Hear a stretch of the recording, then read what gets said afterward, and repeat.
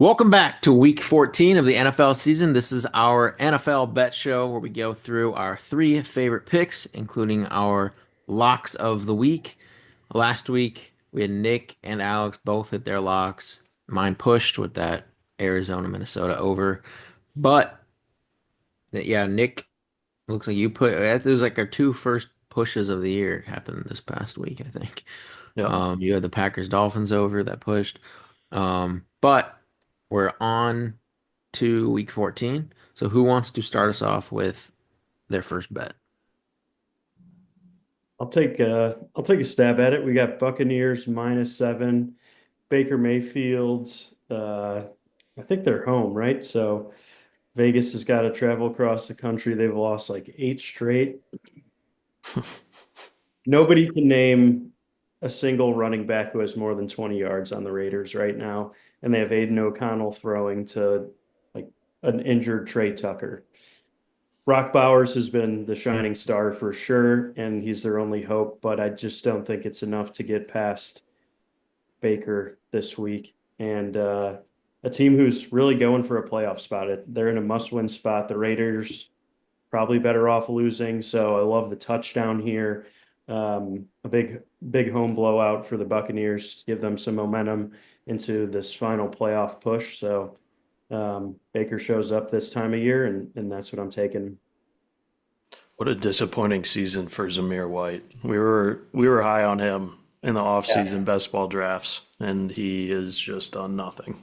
Thought he was going to have the Eddie Lacy effect, like in the best way possible, and it turns out we got like McDonald's Big Mac Eddie Lacy Yeah. version. So, Eddie Lacy, like 20 years after he retired. I mean, I can't think of any other running backs who've put on like 30 pounds in an off season. So didn't work out for Zamir.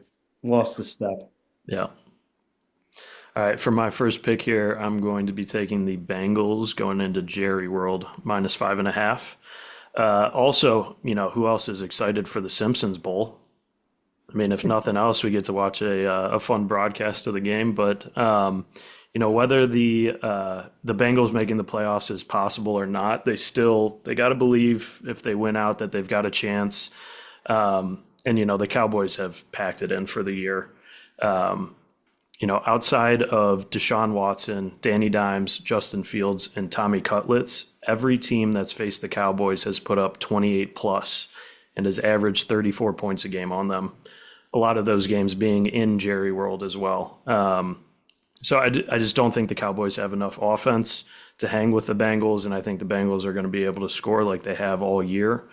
So I think they go into Jerry World and they get it done and um, you know try and keep those playoff hopes alive. Yeah, it's crazy how good the Bengals have been, but at the same time, just not being able to close out games. Like, It's man, crazy. that team is so much better than. I mean, Burrow would be behind Josh Allen only probably in MVP voting right now. If they had put together a couple more wins or pulled out a couple more last second games. Yeah, It's crazy. crazy. All right, my first bet is gonna be the Vegas Tampa under 46 and a half. I don't even have a whole lot of reasoning behind it other than these teams aren't as good as I think, or like Vegas's defense, I think is still good enough to bring pressure to Baker. And this is kind of like a spot where I think the Bucks just completely fall flat. Like I see, I think Bucky Irving or the backfield might have a decent game, but I think they might be able to take out Mike Evans this game as he's like the only receiver and just force them into like a run first offense. And then on the Vegas side, I think they really like that new running back. I can't, his name is it's like Sincere McCormick, I think is his name. Yep. And I really think that all year they've been trying to find just a running back that they can just give a bunch of touches and they just haven't been able to do it. And I finally think this guy gave him some life. So I just think you could see some like run heavy game plans. Obviously, Brock Bowers will be like a focal point of the Raiders too. But in general, I could see just it being kind of a slosh of a game and it just kind of disappoint. Um, Whereas just you see these two, pocket quarterbacks. I think that's why the total is as high as it is. It's not that high, 46.5, but I think it's just gonna be like one of the more disappointing, not entertaining games of the week. It's a very sincere pick of you, PB, but I think Amir Abdul is gonna, kind of fall flat. Amir Abdul. That's who's like out there. They're giving Yeah, but it's Sincere Amir McCormick Abdul is the one that they want he, to. I just don't know. It's Sincere That's McCormick. McCormick, It's like it's Brock Bowers who and is no one that? else. Let's be Pretty Yeah. much. honest. Pretty much, yeah.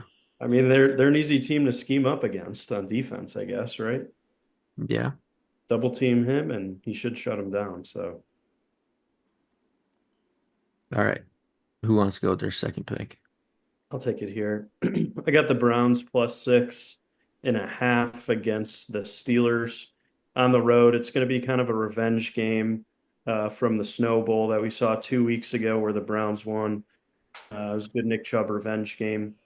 But taking the Browns here because we love our divisional opponents. We love to beat teams that we shouldn't beat. And, it's a perfect spot for us to do that. And I think, it'll be a close game no matter what. And by the almighty power of God, he's going to deliver us from the pick sixes from Jameis Winston. So I think, we got a man of Christ on our side. So I'm just hoping he could keep it close. He's throwing a lot of bad throws out there, but I mean, when you chuck it 50, 60 times a game, you're going to put up some points. So Sunday is the Lord's day. that's right. That was probably the greatest interview of all time. He's just must watch he- TV every time he gets on the mic. He never disappoints. So great. I have to love him. I mean, Yeah. he's just too good. Yeah. Can't deny it. Yeah. All right, for my second pick here, I'm going to be taking the Rams +3.5 at home against the Bills. This feels kind of like a trap line to me. I mean, with how good the Bills have looked the last couple of weeks, I mean, all season, but in particular the last couple of weeks, beating the Chiefs and then just blowing out the 49ers. It would seem that this line should be, closer to 5.5, 6.5. Even with them going to LA. You look back a couple of weeks when the Bills played the Colts and Joe Flacco and a banged up O line for the Colts, and they were laying more points than against this Rams team, who I would say is better than the Colts, especially when they had Flacco starting. On top of that, the Rams are playing for their season, so I think McVay is just going to, throw the kitchen sink at this game, just let it all loose. They need to win out and be tough here if the Seahawks beat the Cardinals this week and they lose to the Bills for them to have any shot at the playoffs. So on top of that, the Bills are a very zone heavy defense, and that bodes well for Kupp and Puka. And, the Rams O-line is also getting healthier each week, and they're almost back to full strength, which is giving Stafford more time to get to I almost said Koopa and Puck, but Kupp and Puka. And to have those guys be able to have the time to find the holes in the zone. On top of that, too, the red zone offense for the Rams has been significantly better this past month. You're seeing them get to the red zone and convert when they get to the red zone, whereas earlier in the year they were not doing that as effectively. And then just lastly here, the Bills have been getting, or currently are getting, about 76% of the bets, and the line is moving against them, which is usually a good indication that Vegas knows something that the public does not. So, give me the Rams at home over a field goal, getting the hook here. It's scary to bet against the Bills right now, but screw it. Let's see what happens. This was one of the picks that I was debating having on is the Rams +3.5. So It's a very similar spot to, was it 2 weeks ago when the Eagles went to LA and we were talking about how it was like, I think it was like 3 or 4.5 as well. And, Eagles obviously came out and covered from that game, but yeah, it feels like a very similar spot. And I just think I just think the Bills are at the top of the market right now, so selling high and just Yeah. hoping that it's a close game and it comes down to a field goal or the Rams pull it out somehow. Yeah, I definitely like the getting the hook on the Rams there.